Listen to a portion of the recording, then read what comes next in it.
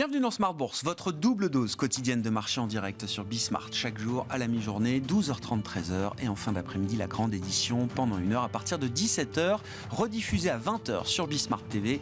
Émission que vous retrouvez chaque jour en replay sur bismart.fr et en podcast sur l'ensemble de vos plateformes. Au sommaire de cette édition de la mi-journée, une semaine qui se termine sur les marchés, qui aura été une semaine de consolidation. On est en baisse de 1% et un peu plus sur les indices actions européens sur cette première partie de séance avec un CAC 40 qui tourne autour des 7100 points après avoir franchi à nouveau la barre des 7200 points au cours des dernières séances. Semaine de consolidation avec un peu de rotation sectorielle également qui s'opère puisqu'on voit le secteur oil and gas qui remonte après avoir connu un début d'année, un démarrage un peu moins fort que d'autres secteurs et d'autres thématiques. Les cours du pétrole sont tirés à la hausse après l'annonce de Moscou d'une réduction à venir à partir du 1er mars de sa production de pétrole de 500 000 barils par jour, en réponse bien sûr aux dernières sanctions occidentales concernant la limitation des prix du pétrole russe. Les cours du pétrole montent et le titre Total se retrouve entouré aujourd'hui, leader du CAC à mi-journée avec une progression d'environ 3%. Ça n'empêche pas encore une fois les indices actions en Europe de reculer de 1% à mi-séance en attendant l'ouverture de Wall Street cet après-midi. L'agenda du jour est assez light. Nous aurons néanmoins la dernière enquête de confiance de l'Université du Michigan réalisée auprès du consommateur américain qui sera publiée cet après-midi. Voilà pour l'ambiance de marché. Chaque vendredi, des sujets industriels ou patrimoniaux sont mis à l'honneur dans Smart Bourse. Nous évoquerons en amont de la saison des assemblées générales qui va reprendre d'ici quelques semaines, quelques mois plus tôt au cours du deuxième trimestre. Nous reviendrons sur le Say on Climate. On connaissait le Say on Pay, la proposition faite par les directions aux actionnaires en assemblée générale de s'exprimer sur le niveau des rémunérations. Ces actionnaires s'expriment désormais sur des résolutions climatiques. C'est le Say on Climate. On peut noter que la progression des résolutions climatiques est significative. Les directions proposent aujourd'hui aux assemblées générales de s'exprimer sur leur plan climatique. En revanche, on voit que cette progression divise puisque les scores d'approbation de ces résolutions climatiques chez les grands actionnaires notamment est de plus en plus faible. Une progression donc qui divise. Nous en parlerons avec le président de la F2IC, Charles-Henri Devigny, qui sera avec nous pendant cette demi-heure en plateau. Et puis sujet patrimonial autour du grand retour des fonds datés, fonds à échéance, fonds à formule. On parle de fonds obligataires avec une durée de vie limitée. Si vous n'avez pas votre fonds daté aujourd'hui, vous n'êtes pas dans le game. On est vraiment sur un record de production, d'émissions de fonds datés depuis quelques mois avec évidemment des marchés de crédit et d'obligations qui ont retrouvé des rendements intéressants comme on a plus vu depuis des années maintenant. Que penser de ces fonds datés? Comment ça fonctionne? À quoi ça sert dans une allocation patrimoniale? Nous en parlerons avec Igor Demac, directeur associé de Vital Épargne, qui nous accompagnera également pendant cette demi-heure d'émission.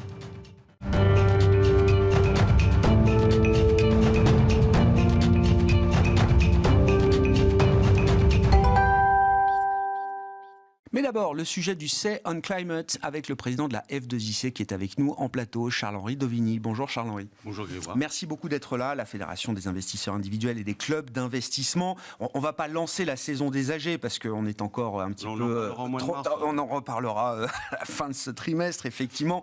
Ça commence plutôt au deuxième trimestre, les grandes assemblées générales annuelles. Voilà. Mais on prépare un peu le terrain avec la question climatique, qui devient une question de plus en plus importante à l'occasion de ces grands rendez-vous de démocratie actionnariale, comme on les appelle, Charles-Henri. Et donc l'idée est de se focaliser sur ces résolutions climatiques qu'on appelle le Say on Climate, la proposition qui est faite par les directions aux actionnaires en assemblée générale de s'exprimer sur les plans, les stratégies climatiques proposées par les entreprises. Qu'est-ce qu'il faut savoir de ce point de vue-là? Comment ça fonctionne? Et qu'est-ce qu'on peut dire de l'évolution de ce Say on Climate? On a vu apparaître les premières résolutions Say on Climate au début des années 2020, donc c'était comme il y a 3 ans. En 2021, il y avait 3 entreprises en France qui ont proposé des résolutions Say on Climate. En 2022, elles étaient 10 à proposer ce type de résolution. Et on s'aperçoit aussi que les investisseurs institutionnels, mais qui aussi interviennent dans le cadre de leur mandat, parce qu'ils gèrent aussi l'argent des particuliers, et que donc l'investisseur particulier, lui aussi, est assez sensible et même très sensible à ce type d'enjeu. Et donc, les investisseurs demandent aux émetteurs d'avoir une véritable politique énergétique, climatique, de transformation de leur modèle économique pour aller vers les accords de Paris, qui est donc de diminuer les émissions carbone de manière drastique pour 2030-2050. Et derrière, comment on arrive à ce chemin? Donc là, il est important que l'AG puisse participer et débattre de ce type de sujet. Donc, c'est l'objet de ces résolutions que sont proposées de manière... Alors, il faut préciser que ces résolutions ont un avis consultatif. Oui. Et elles ne sont pas obligatoires. Non. Donc là-dessus, les boîtes proposent, et en fonction du vote, pourront peut-être amender leur stratégie climatique, environnementale, gouvernance, derrière. Il n'y a pas d'engagement, ce ne sont pas des votes engageants. C'est pas comme le CNP, où maintenant c'est dans la loi, et ce n'est plus un avis consultatif, c'est-à-dire que le conseil d'administration est obligé de suivre, de tenir compte donc, du vote de l'AG. Hein, mais ce qui est différent par rapport à d'autres pays européens, parce que quand on regarde par exemple aux Pays-Bas, le CNP est encore consultatif. On l'a vu avec Stellantis l'année dernière, où l'AG a voté contre la rémunération de Talos Tavares à 54%, et le conseil d'administration s'est réuni en disant non, on ne tient pas compte de cet avis et on ne modifie pas la rémunération de Carlos Tavares. Bon. Là-dessus, je suis un peu dubitatif et je trouve ça dommage que le Conseil s'assied sur la décision de l'Assemblée générale. Mais bon, en France, le CN Climate est encore incitatif et non pas obligatoire. Et je pense que c'est plutôt une bonne chose. Il faut que ça reste consultatif ? Oui, parce que on va pas toujours tout normer et tout décider. Et l'argument des entreprises, des émetteurs, c'est de dire on touche à la stratégie de l'entreprise, et même peut-être encore plus que sur le sujet de la rémunération du board et de quelques top managers. Et ça, c'est l'apanage du Conseil. Et voilà. Et ça, je les rejoins quand même là-dessus. C'est-à-dire que c'est des enjeux stratégiques et que dans la loi. Alors, sans ça, il faut rechanger toute la loi et tout le rôle du conseil d'administration bien sûr. Et de la direction générale. Mais dans la loi, c'est le conseil qui fixe la stratégie. Donc, ce n'est pas l'Assemblée générale. L'Assemblée générale, elle est là pour débattre de la stratégie. Et ensuite, le conseil peut prendre en compte les avis des actionnaires. Mais je pense que c'est comme ça qu'il faut qu'on fonctionne. Même si, dans la loi Pacte, les enjeux climatiques et sociaux et de gouvernance deviennent prépondérant, et que justement, je pense que c'est au Conseil de proposer des évolutions et d'en discuter au cours de l'AG avec leurs actionnaires. Le sujet est tellement important, j'allais dire, aujourd'hui pour les actionnaires, que ce soit individuels ou des actionnaires institutionnels, qu'on a vu, et c'est vrai que l'exemple de l'AG de Total l'an dernier a été le symptôme ou le symbole un peu paroxystique. On a vu des actionnaires déposer une résolution climatique, ou en tout cas vous cherchez à déposer une résolution climatique qui a été retoquée par le conseil d'administration Total, qui a refusé de prendre en compte cette résolution venant des actionnaires face à sa propre résolution climatique, qui a eu une approbation très large, quand bien même un peu moins importante que l'année précédente. Oui. Et d'ailleurs, Total avait porté l'affaire devant l'AMF et devant le tribunal de commerce, qui ont décidé qu'ils n'étaient pas compétents pour prendre cette décision. Mais c'est justement pourquoi je suis plutôt favorable à ce que les sociétés déposent des résolutions et qu'il y ait une discussion et qu'il y ait un vote derrière, et que justement que le Conseil prenne en compte ce type d'avis de l'Assemblée générale, c'est que les résolutions éventuellement déposées par des activistes climatiques vont trop loin, peuvent aller trop loin, et en plus elles vont empiéter sur le pouvoir du Conseil, sur la stratégie. Et donc là, j'émets quelques doutes, mais pourquoi pas? Mais c'est aussi le jeu de la démocratie, à des investisseurs de déposer éventuellement des résolutions peut-être climatiques, mais qui qui ne vont pas mettre en cause totalement le rôle du conseil d'administration. Il faut trouver le bon équilibre. Et la Total avait considéré que ça empiétait sur leur stratégie. C'est peut-être vrai, c'est peut-être faux, mais en tous les cas, la résolution adoptée par les actionnaires de Total, même si elle était dans un moindre, elle a été quand même acceptée et Total déploie son plan climatique pour les prochaines années. Oui, non, mais la recommandation qu'on pourrait émettre auprès d'un conseil, c'est ne vous laissez pas prendre de cours. Proposez votre résolution climatique, essayez d'être le plus crédible possible sur votre plan climatique. Sinon, vous prenez le risque de vous faire court-circuiter par des actionnaires chez qui, effectivement, ce genre de sujet est en train de prendre de plus en plus d'importance. Oui, et donc, et on voit même certains fonds américains ne pas vouloir voter les résolutions proposées par les investisseurs. C'est ce que je disais. Le niveau d'approbation est en train de reculer parce que les plans...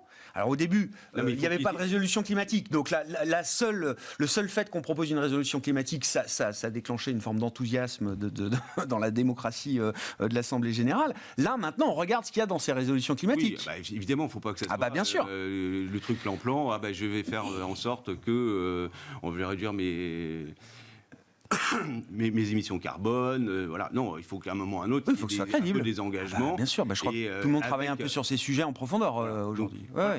Et on ne peut pas rester à 10 sociétés du CAC 40 qui proposent des résolutions climatiques en 2023. J'espère qu'il y en aura 40. Oui, non mais... J'espère qu'il y aura au moins 40. Parce que 10 venant de zéro, c'est très bien, mais enfin... j'espère qu'il y aura 40 résolutions CERN Climate cette année. Pour que l'ensemble... Et c'est même essentiel pour que tout le monde puisse prendre en compte ces enjeux-là et qu'un investisseur puisse investir dans les boîtes dans lesquelles il sent une véritable orientation pour améliorer les bilans carbone des entreprises. Parce que ça fait partie maintenant de toute sélection et de tout critère de la part d'un investisseur de dire ok, j'ai besoin d'un rendement, mais en même temps, je sais que si la boîte investit dans le climat, ça va permettre la pérennisation de cette entreprise. J'accueille au passage Igor Demac qui est avec nous également pendant cette émission. Bonjour Igor, directeur associé de Vital Épargne. Je sais que vous avez été côté gestion d'actifs, donc ça m'intéresse d'avoir votre point de vue. Vous travaillez pour le compte de clients particuliers aujourd'hui. Si on est capable de discuter et de voter en AG sur la question de la rémunération des managers, on doit être capable de le faire sur des enjeux encore plus forts peut-être, qui sont les enjeux climatiques. La règle de droit de la propriété, c'est qu'on doit être capable de parler de tout. C'est comme un syndic pour un immeuble. Celui qui a son appartement, il donne son avis autant sur la rampe pour les handicapés que la réfection d'un ascenseur. Donc je pense que c'est un droit fondamental du propriétaire de pouvoir discuter de tout. Un droit fondamental de la démocratie de fonctionner sous la règle de la majorité, pour peu que les quorums soient quand même significatifs, en tout cas respectés, du point de vue des statuts. Et puis après, ce qu'il faut aussi du point de vue, là je me place des dirigeants d'entreprise, c'est comme vous l'avez dit, avoir une communication qui est très en amont avec tout le monde sur ces sujets, les sujets un peu du moment qui sont cruciaux, et puis constituer aussi une base actionnariale, parce que quand on a une base de capital trop ouverte, trop disséminée, évidemment, là c'est le jeu du pouvoir, on est beaucoup plus exposé. Je pense que les votes chez LVMH sont un peu plus difficiles à maîtriser que des votes chez Total Énergie, même si il faut réunir énormément de gens. Donc ça, je suis d'accord, c'est un vrai sujet de démocratie capitaliste, actionnariale, mais les dirigeants d'entreprise sont aussi capables de faire des noyaux d'investisseurs et d'aller voir en amont les personnes concernées pour leur dire de voter. Moi, quand j'ai commencé à faire la gestion, je me souviens, très peu de sociétés de gestion votaient. Ah bien sûr. La société de gestion, ce n'était pas notre cas, mais on recevait les bulletins, ne prenait pas la peine de voter parce que non, mais complètement passif quoi. Voilà. Donc, alors qu'on prétendait entre guillemets être dans des gestions actives et que la première démarche ISR, c'est celle d'aller voter en AG pour représenter les clients qui nous confient les fonds. On est d'accord. Bon. Vraiment, c'est un sujet, effectivement, les investisseurs individuels, là, ils sont de plus en plus attentifs. Ça peut faire la différence entre je choisis d'investir dans cette société plutôt qu'une autre. Oui, et puis alors, donc, on pourra en reparler après, mais aussi pour les professionnels de la gestion active et la gestion de fonds, qui, eux, leurs clients leur demandent justement d'être actifs ESG dans leurs fonds. Et donc, avec la réglementation européenne, on en avait parlé la dernière fois, SFDR et CSDR, article 8, article 9, les particuliers regardent ces éléments de plus en plus, même si, bien évidemment, leur premier choix, c'est combien je vais gagner. Mais il ne faut pas oublier ce point. Mais se dire combien je vais gagner, ce n'est pas du court terme, c'est du long terme, puisqu'ils souhaitent que les entreprises dans lesquelles ils investissent, elles soient pérennes. Oui, c'est la question de la durabilité, de la soutenabilité des modèles. Je me souviens de la question des dividendes au moment du Covid. J'ai eu plein d'actionnaires individuels qui m'ont dit on est d'accord pour qu'on ne distribue pas de dividendes, même sur le résultat 2019 qui était bon, bien sûr. Mais on préfère que la boîte conserve les réserves et pour pouvoir, au moment de la sortie du Covid, pouvoir se redéployer et repartir. Ce qui a été une bonne politique de la part des entreprises et des actionnaires. Donc il faut en tenir compte et l'actionnaire, il est là pour pérenniser l'entreprise dans laquelle il investit. Bon, on suivra le nombre de résolutions CN Climate qui seront déposées à l'occasion des assemblées générales annuelles qui se tiendront au cours du deuxième trimestre. On était donc à 10 CN Climate résolutions l'an dernier au sein du CAC 40. On espère évidemment que ce chiffre aura progressé pour les prochaines AG. Charles-Henri Dovini qui est avec nous une fois par mois, le vendredi, le président de la Fédération des investisseurs individuels et des clubs d'investissement.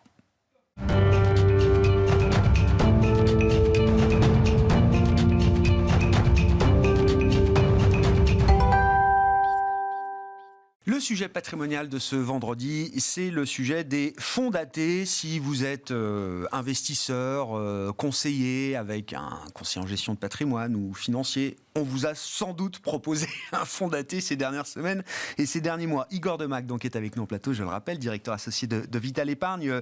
Igor, vous confirmez qu'effectivement, on est peut-être sur un record de production de fonds datés sur la place française, en tout cas depuis quelques semaines et quelques mois. Oui, en tout cas en termes d'encours, ça ne cesse entre guillemets de gonfler. Après, il y a les remboursements des fonds précédents, mais à chaque événement de crédit ou événement de taux d'intérêt, c'est-à-dire lorsque les taux d'intérêt et les primes de risque liées aux émetteurs progressent, donc offrent un rendement substantiel après une grosse crise, les sociétés de gestion proposent ces produits qui ont la particularité d'avoir une date, une finitude à laquelle en fait l'argent est remboursé au client. Et donc ça, c'est de nature commercialement à rassurer, puisqu'on est dans une stratégie de portage obligataire, c'est-à-dire qu'on porte une obligation, on touche des coupons qui sont capitalisés dans le fonds, qui servent éventuellement à racheter les obligations, mais le tout est rendu avec le rendement net, c'est-à-dire un rendement brut moins les frais de gestion courants chaque année à l'investisseur. Donc ce postulat, il a été aussi construit pour contourner le fait que acheter des obligations en direct pour le particulier reste très complexe, puisque ce n'est pas le même marché réglementé que les actions, et puis aussi pour donner une impression de garantie, puisqu'effectivement l'obligation est plus sûre que l'action, en disant le fonds est fini par rapport à un fonds qui serait infini, puisque un fonds ouvert qui investit dans les obligations, il n'a pas de date de fin. En revanche, ce qu'il ne faut pas oublier, c'est que les deux types de fonds, les fonds datés et les fonds ouverts, suivent exactement la même logique, c'est-à-dire qu'ils sont exposés au risque de défaut. Donc si on a un défaut dans le portefeuille, que ça soit daté ou pas, c'est une perte enregistrée. Et puis ça suit les évolutions des taux d'intérêt et des spreads de crédit, donc des marges sur les émetteurs. Et là, on l'a bien vu, puisqu'il y a eu quelques fonds qui se sont lancés en 2017, 2018. Et bien, quand il y a eu la crise du Covid, évidemment, les valeurs liquidatives ont énormément baissé. Ce qui a pu d'ailleurs donner l'occasion à des personnes de re-rentrer sur ces fonds datés, que ce sont en général pas des fonds fermés. C'est ça. Vous dites fonds datés, fonds ouverts, mais c'est des fonds datés qui ne sont pas fermés au sens de vous pouvez pas rentrer ou sortir. Il peut y en avoir. Tout est possible dans les prospects bien sûr. du moment qui sont bien rédigés, mais logiquement, on laisse la liquidité aux investisseurs. Et généralement d'ailleurs, et pourquoi je mets un petit bémol sur l'intérêt de ces fonds, c'est quand vous investissez après un gros stress sur le crédit ou une grosse montée de taux d'intérêt, eh bien, si vous estimez qu'il va y avoir un rebond, un rallye, c'est-à-dire un peu d'accalmie, un retour à la normale, c'est dans les 2 premières années que ça joue. La valeur liquidative va énormément reprogresser, comme en bourse, comme sur une action. Au plus bas de 2008, début 2009, c'était là qu'il fallait, et on a retracé très vite. Et c'est comme ça que ça se joue, puisque les marchés financiers, c'est des pendules, c'est action, réaction. C'est exactement comme la mécanique des fluides en physique. Donc c'est pour ça qu'en général, ces fonds sont, je pense, plus une attitude marketing, mais qui est bien faite, mais qui ne vous empêche pas de faire l'analyse classique de tout fonds ouvert, que ce soit en obligation ou en action, c'est-à-dire regarder ce qu'il y a dedans. Quel type de fonds là dans le moment actuel? Alors peut-être que 2017 c'était pas le bon moment pour lancer des fonds datés. Là on comprend quand même l'intérêt effectivement de voir ce type de produit revenir. Quel type d'échéance on trouve? Est-ce que c'est des fonds qui vont loin, qui restent quand même assez courts en termes d'échéance, en termes de duration? On en trouve de bonne qualité en termes de sous-jacent, de crédit. Il y en a dans tout l'univers obligataire. Je dirais que c'est comme à la foire fouille, on trouve de tout. Mais le premier élément, c'est la maturité. C'est généralement autour de 5 ans, ça peut aller à 7. Après, il y a la qualité des obligations qu'on met. Donc, il y a du high yield, c'est-à-dire assez risqué, donc avec un coupon plus élevé. Et puis, il y a du investment grade, moins risqué, avec un plus faible coupon, mais moins de chances de faire défaut dans le portefeuille. Il faut toujours avoir un bon rapport entre le risque et sa rémunération. Le but n'est pas de ne pas prendre de risque, il est rémunéré. Donc c'est vrai qu'au plus bas, il fallait sûrement faire du high yield, parce que là, il y avait peut-être 10%. Bon, là, il y a un peu moins déjà. L'investment grade, c'est moins avantageux, mais c'est plus solide. Donc peut-être qu'aujourd'hui, il faut une combinaison qui soit moitié-moitié. Donc vous avez tout dans l'univers. Ce qu'il faut regarder, c'est dans les rapports mensuels et les DC, quelles sont les règles, c'est-à-dire quels émetteurs on choisit, quel rating moyen, quel secteur. Parfois aussi, on peut avoir des subordonnés, donc des obligations qui sont pas seniors, c'est-à-dire que s'il y a un défaut, eh bien vous passez après des créanciers seniors. Donc finalement, l'analyse de ces fonds est exactement la même que pour un fonds obligataire ouvert ou pour un fonds action. Il faut savoir ce qu'il y a dedans. Et la grande métrique, c'est quand même le taux actuariel du portefeuille qu'on achète, brut, moins les frais, et voir si c'est compétitif par rapport aux autres solutions de financement. Aujourd'hui, un portefeuille investment grade, si vous enlevez les frais, c'est assez proche de ce que fournit un DAT ou un CAT dans une banque. En net, ça doit être autour de 3, 3,5. Donc là, ça couvre à peine l'inflation à terme. Je ne parle pas de l'inflation du jour, mais c'est un sujet qui est. D'accord. Bon, mais globalement. Oui, mais c'est que. Non, mais on raisonne en réel aujourd'hui. Globalement, on est dans. Il faut toujours regarder un investissement qui est liquide, mais qui subit les fluctuations du marché, un investissement. Je fais le travail des banques, mais comme j'aime beaucoup les actions des banques, ça a des avantages. Mais aujourd'hui, il faut se poser la question, est-ce que je fais un fonds daté à très grosse qualité, mais qui me donne un rendement net de 3, ou je fais un DAT sur 12 mois à 3 ? Voilà, vous avez toujours cette question. Donc, là, il semble que le rebond du crédit, c'est assez vite fait. Donc, on est sur un plateau. Est-ce que ça va rebondir encore ? Je pense qu'il faut être un peu prudent. Il y a eu une grosse phase de commercialisation post-Covid, tout en 2022. Je pense que ceux qui sont rentrés à cette époque-là, eux, ils ont des prix d'entrée. Bien sûr. Comme toujours dans les actifs, c'est à l'achat qu'on fait la perf, puisque c'est là qu'on crée sa réserve de performance. Là, c'est peut-être un peu moins intéressant. Toujours surveiller, évidemment, et puis la qualité de la maison et du gérant. Oui, bien sûr. Ça, c'est le travail habituel. Voilà. Mais du point de vue du client, quel est l'intérêt d'un fonds daté, puisque vous dites, bon, franchement, on peut trouver à peu près le même type de rendement net de frais sur des produits à terme, des produits bancaires à terme, et par rapport à un fonds obligataire ouvert? Le fonds obligataire ouvert, la question qui se pose, c'est est-ce que le gérant est capable de véritablement adapter son portefeuille, sa stratégie, pour épouser les rebonds. Et l'idée qu'il donc il y a un risque de gestion plus important pour un fonds obligataire que pour un fonds daté. Quand même, le fonds daté, le gérant, il sait qu'il doit rendre l'argent à une date. L'année d'avant, en général, tout est liquéfié, c'est-à-dire mis en monétaire, et il ne peut pas investir sur des échéances plus longues. Donc il ne peut pas prendre de risque de sensibilité, de faire de paris trop longs.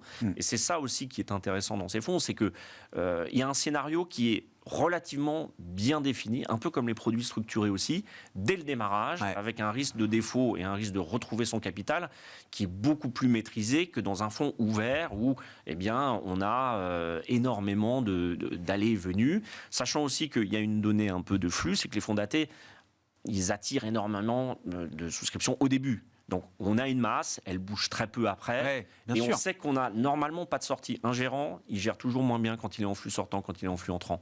Quand on a une visibilité sur son actif à gérer, parce que le gérant d'actifs, c'est-à-dire obligataire ou action, c'est d'abord un gérant de passif. Il doit rendre l'argent quand le client lui demande. Mais ça veut dire que dans l'esprit du client, il faut bien avoir en tête qu'on est sur une échéance, qu'on est dans une logique de portage, de buy and hold, parce que la tentation, vous l'avez dit, c'est si on est rentré au bon moment, c'est de profiter de l'appréciation de la valeur des titres, et puis de sortir au bout de 6, 12, 18 mois. Et ça, vous pouvez très bien le faire dans un fonds ouvert. C'est-à-dire prendre un fonds crédit, un fonds obligataire au plus bas du marché, c'est-à-dire quand les primes ont explosé, que les taux d'intérêt... Autant le faire dans un fonds ouvert, quoi. Vous aurez exactement au démarrage le même démarrage. Après, vous n'avez pas la même finitude, donc c'est pas le même risque. Voilà, c'est quelque chose qu'il faut bien avoir en tête, et c'est d'ailleurs pour ça que ça a beaucoup de succès. Dans l'immensité des fonds qui ont été proposés, il n'y a pas eu beaucoup d'accidents, je crois. Donc ça veut dire que c'est quand même bien fait. Après, il faut respecter son prospectus et que le client soit bien au courant. Mais il y a un effet pédagogique. Depuis toutes ces années, je pense que les clients savent bien ce qu'ils achètent. Après, vous avez des fonds crédits plus ou moins agressifs. Et puis, il y a des gens qui vont chercher. Vous voyez, il y a des fonds qui investissent dans l'obligataire dans les pays émergents.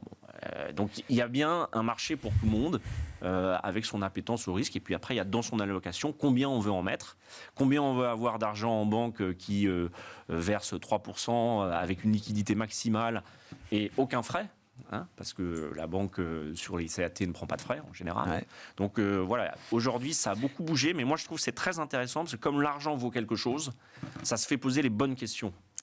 Et vous, concrètement, vous les recommandez de quelle manière ces fonds datés pour vos clients et quelle place ça doit avoir dans une stratégie, une allocation ? Honnêtement, au niveau du cabinet de Vital Épargne, entre un portefeuille qui est pour la partie très liquide en banque, des produits structurés qui peuvent couponner et qui ont un scénario bien défini, et un portefeuille action, soit avec une optique dividendaire, soit avec une optique bonne valorisation, résultat assez prévisible, avec ces trois briques, plus le fonds en euros qui est l'architecture. Le ciment. Le ciment.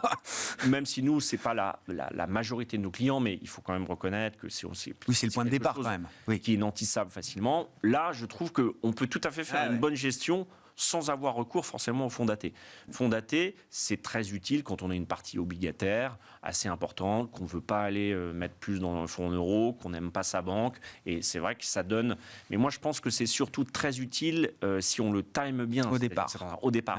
Et là, c'est bon pour tout le monde, pour nous. Et quand on rate un peu la fenêtre ou qu'on a déjà des fonds obligataires ouverts, arriver 6 mois, 12 mois après, ça a moins d'intérêt.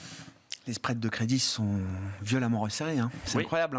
Mais après, il faut voir parce qu'on n'a pas encore vu la diffusion des mesures des banques centrales dans l'économie. Ça met quand même entre 3 et 6 mois. On voit qu'il y a des secteurs qui se grippent. Alors, je parle de la France particulièrement parce que c'est le pays qui nous intéresse. Il y a quand même la dynamique de PGE. On voit que dans les petites entreprises, il y en aura probablement un certain pourcentage qui ne sera pas remboursé. Puis un rattrapage des défauts. Sans qu'il y ait la vague des défauts, il y a 2 ans sans défauts. Voilà. Donc, ça, il faut expliquer aux gens que le capitalisme produit des défauts. C'est la sanction. S'il n'y a pas cette sanction, bien sûr. Phase de récession, bien sûr. Ou en tout cas de moindre croissance. Et puis, vous avez un secteur, quand même, l'immobilier qui infuse, qui ne représente pas beaucoup en pourcentage du PIB, mais qui infuse beaucoup de secteurs, qui là prend de plein fouet la hausse du coût de l'argent. Donc là, il peut y avoir aussi des défauts, il peut y avoir des difficultés à se financer pour les projets, pour les promoteurs, etc. Merci beaucoup pour ces explications et votre avis sur ces fonds à formule, ces fonds à échéance, ces fonds datés effectivement, qui font leur grand retour depuis plusieurs mois maintenant sur le marché parisien en l'occurrence qui nous intéresse. Igor Demac, directeur associé de Vital Épargne, qui était là aussi notre invité pendant cette demi-heure d'émission à la mi-journée. On se retrouve à 17h en direct sur Bismart.